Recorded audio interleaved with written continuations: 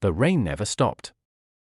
For 6 days, the jungle had been alive with thunder, insects, and the distant sound of men searching. Deep in the heart of an unforgiving jungle, former Special Operations Commando Captain Elias Voss moved silently through the thick vegetation, carrying nothing but a torn uniform, a small knife, and the instincts built from years of combat. He was alone. No radio. No weapons. No map. No rescue team coming for him. Only the jungle. And the enemy. Chapter 1: The Mission That Went Wrong. Captain Elias Voss had spent 15 years in elite military units. He was known among his team as a soldier who could survive anywhere: deserts, mountains, frozen landscapes. But the jungle was different. It didn't fight like an enemy soldier. It waited. The mission was supposed to be simple: gather intelligence from a hostile region and extract before sunrise. But everything changed when their helicopter was attacked. The aircraft exploded above the trees, sending wreckage and soldiers crashing into the endless green below. Elias woke up hours later beneath broken branches. His team was gone. His equipment was destroyed. The enemy was already closing in. Through the smoke, he heard voices. A patrol was searching the crash site. They were hunting survivors. Elias knew one thing. If they found him, there would be no second chance. So he disappeared into the jungle. Chapter 2: The jungle becomes his weapon. The first night was brutal. The jungle attacked from every direction. Mosquitoes drained his strength. The cold rain soaked his clothes. Every step risked falling into hidden pits or disturbing dangerous wildlife. But Elias remembered his training. When you have nothing, the environment becomes your equipment. He stopped thinking like a soldier with technology. He started thinking like a survivor.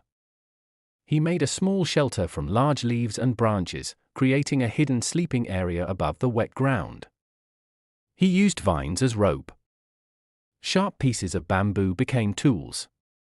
Stones became weapons. The jungle that was trying to kill him slowly became his ally. Chapter 3: The Primitive Survival Method.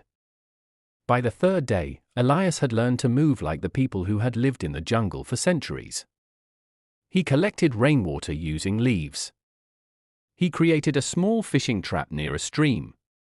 He used smoke from a controlled fire to dry his clothes and preserve food. But survival wasn't just about eating. It was about staying invisible. The enemy was still searching. Helicopters passed above the trees. Boots crushed the forest floor nearby. Elias watched them from the shadows.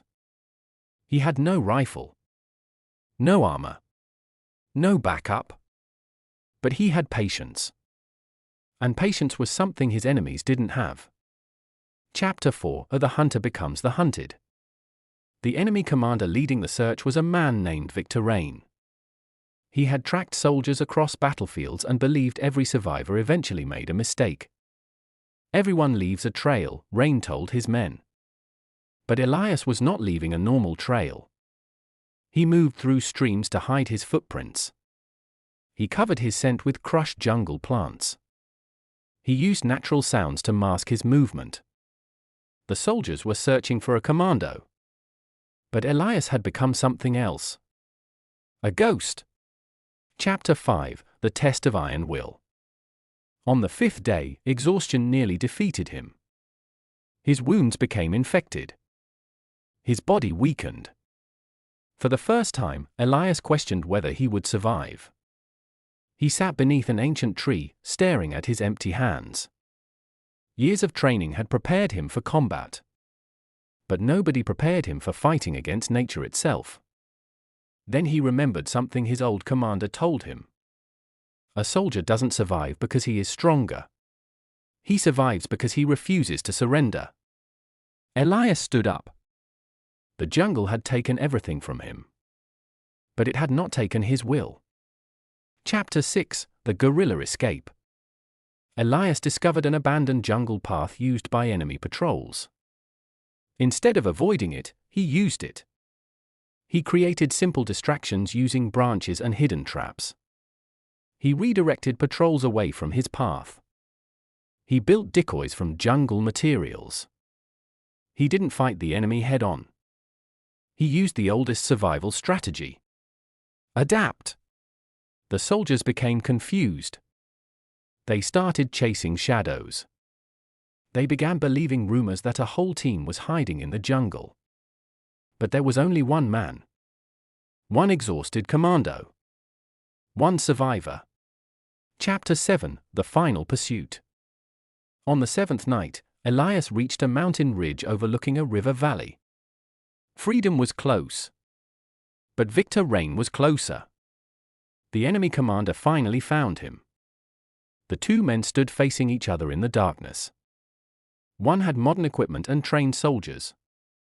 The other had nothing but a knife and 7 days of survival. Rain smiled. "You really thought you could escape with sticks and stones?" Elias looked around at the jungle.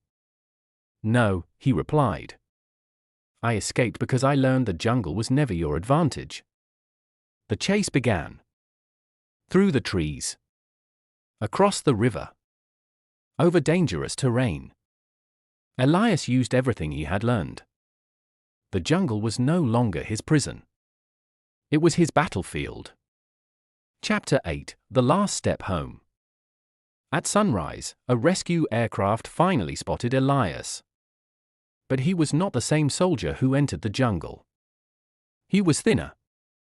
Injured. Exhausted. But alive. The rescue team asked him how he survived 7 days with almost nothing. Elias looked back at the endless jungle. Then he answered, "I didn't survive because I had better weapons.